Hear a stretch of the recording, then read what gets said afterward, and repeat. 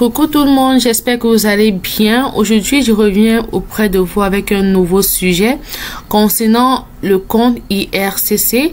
C'est un compte qui permet de faire des demandes pour le Canada. Ça peut être une demande de visa visiteur, résidence permanente, permis d'études. Mais pour notre sujet aujourd'hui, on va parler du permis d'études, comment créer un compte IRCC et avoir accès aux documents, comment les remplir. C'est vraiment assez facile et j'espère vraiment que tout au long de ma vidéo, j'aurai vraiment été assez explicite. Mais si vous avez des questions, n'hésitez pas à me demander en commentaire et ça me fera vraiment un plaisir de vous répondre. Comme vous avez vu au début, je suis partie sur mon navigateur favori qui est Google. Et là, j'ai tapé IRCC. Et puis là, j'ai pu accéder à la plateforme. Et maintenant, je vais cliquer sur se connecter ou créer un compte pour présenter une demande en ligne. Et là, je vais choisir l'option clé GC. Parce que pour moi, je pense que c'est... Moi, je conseille vraiment le monde de le faire avec une clé GC. Parce que pour moi, je trouve que c'est plus facile à faire.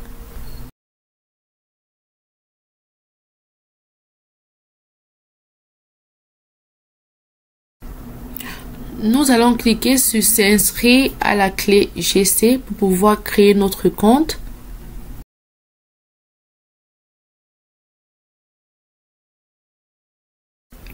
Rendu à la page suivante, au niveau de accès sécurisé et simple, on va cliquer sur s'enregistrer.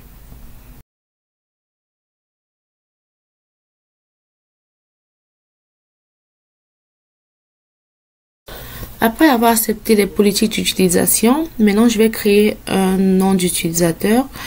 Et je vous conseille vraiment de mettre un nom qui n'a pas déjà été utilisé, sinon ça va vous refuser. De préférence, mettre une majuscule et ainsi que des chiffres à la fin. Pareil pour le mot de passe, faire aussi la même chose. Mettre une majuscule, le reste des minuscules et des chiffres. Et aussi, je vous suggère de ne pas mettre de caractères spéciaux. Exemple comme des A commerciaux, des lettres avec des accents, sinon ça va refuser. Donc l'idéal vraiment sera de mettre juste une majuscule, des minuscules et des chiffres. C'est vraiment l'idéal.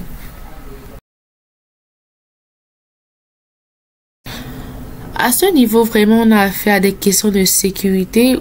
C'est comment on dit, c'est plus des questions que lorsque tu te connectes, quand tu mets ton mot de passe et tout, ils vont te poser une de ces questions pour voir si c'est réellement toi. Donc là, tu dois vraiment mettre des questions où c'est juste toi qui peux connaître les réponses.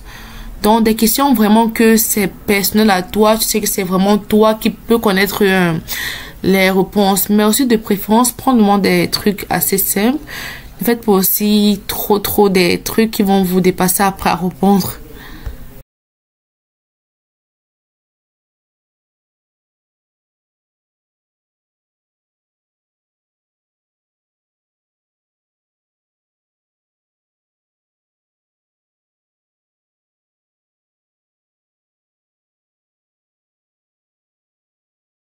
La question suivante nous demande de mettre notre adresse courriel, chose qu'on va faire. Et puis après, ils vont nous envoyer un code de vérification pour qu'on vérifie, pour qu'on confirme réellement que c'est notre adresse courriel. Quand vous partez dans votre boîte courriel, pardon, regardez aussi dans vos spams parce que souvent, il peut arriver que le code de vérification va plutôt dans votre spam. Donc, si vous ne trouvez pas le code de vérification dans votre boîte aux lettres normales, regardez aussi dans votre spam aussi souvent. Autrement dit, les spams, c'est encore les courriels ou bien des courriers indésirables.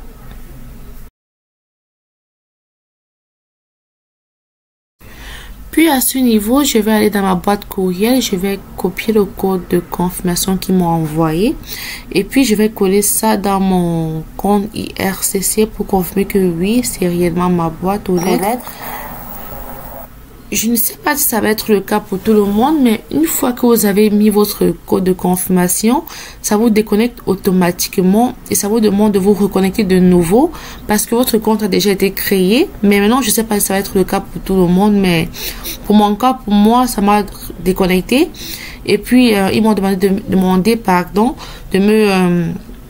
me reconnecter normalement comme une personne qui a déjà un compte normal. Alors, chose que j'ai fait, j'ai juste écrit mon nom d'utilisateur de mon compte que j'ai créé et avec son mot de passe.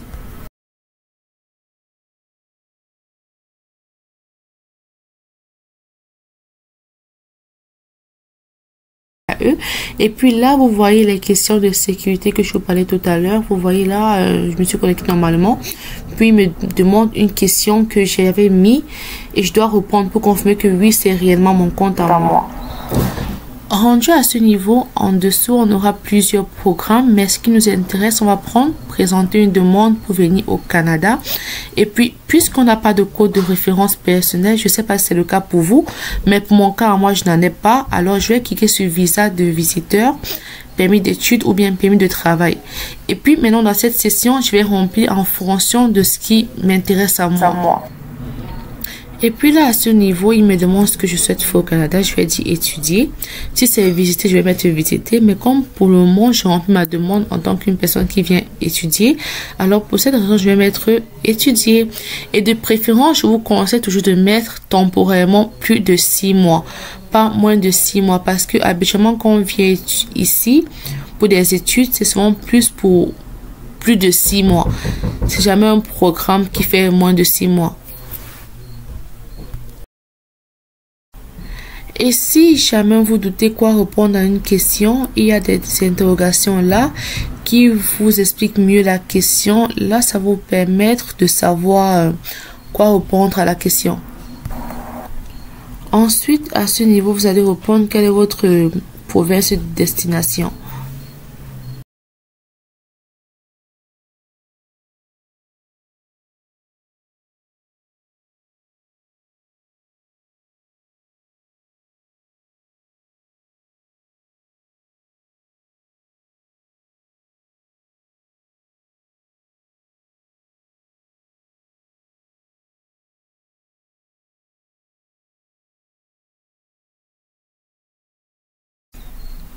À chaque fois que vous doutez d'une question ou quoi répondre, référez-vous toujours au point d'interrogation pour mieux lire de quoi parle la question. Parce qu'une réponse qui est peut-être pour moi ne sera pas la même réponse qui sera pour vous. Donc, c'est un peu ça. Donc, ne répondez pas juste ce que moi je réponds. Lisez vraiment si la question vous concerne pour un oui ou bien ça vous concerne pour un non.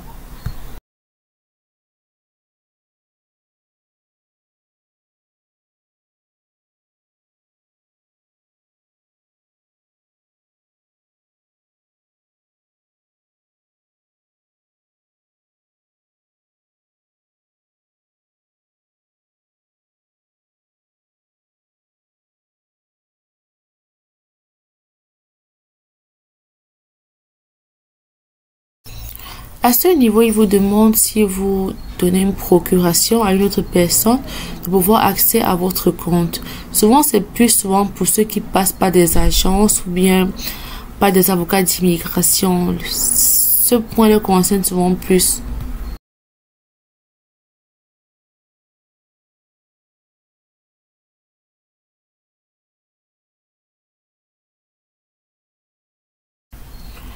Là, on a fini de remplir notre formulaire. Maintenant, ils vont nous donner une option pour pouvoir bien vérifier nos réponses et modifier si jamais il y a de quoi qui n'a pas été bien fait.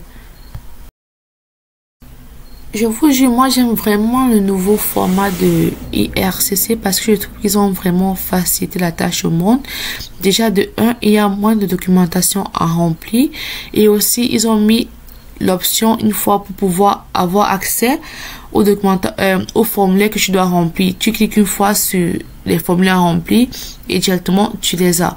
Et aussi ils ont mis l'option Adobe Reader pour pouvoir télécharger cela directement. Vraiment ils ont facilité la tâche au monde. Moi j'aime vraiment. Et en dessous tu as le prix qui est $235. Alors ça va être tout pour ce YouTube. J'espère vraiment que ça t'a vraiment aidé à comment ouvrir un compte IRCC et tout, et voir aussi la documentation qui est demandée. Alors on se retrouve très prochainement pour un nouveau YouTube qui sera basé sur comment remplir les documents ensemble. Alors de ce ça va être tout. À très bientôt. Bisous.